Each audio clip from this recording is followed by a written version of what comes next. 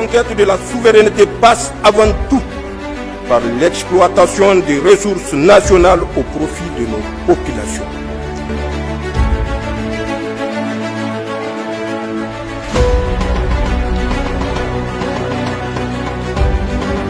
Sous la présidence du général d'armée Abdourahmane Tiani, le Conseil des ministres du 19 juin 2025 a adopté 2 mesures historiques.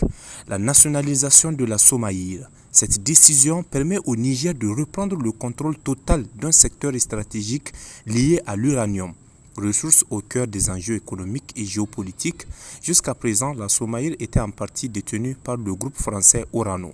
Une situation qui suscitait déjà d'importantes tensions. En nationalisant cette entreprise, l'État affirme son droit souverain sur ses ressources naturelles en réorientant la gestion de cette richesse vers les intérêts nationaux et en espérant ainsi bénéficier d'une plus grande autonomie économique et politique.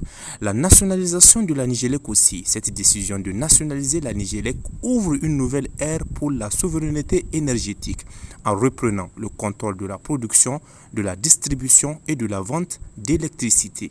Le gouvernement vise à restructurer ce secteur stratégique. L'objectif affiché est de mieux orienter la politique énergétique du pays, d'améliorer la gestion des ressources et de répondre aux défis liés à la viabilité économique et à la satisfaction des besoins de la population.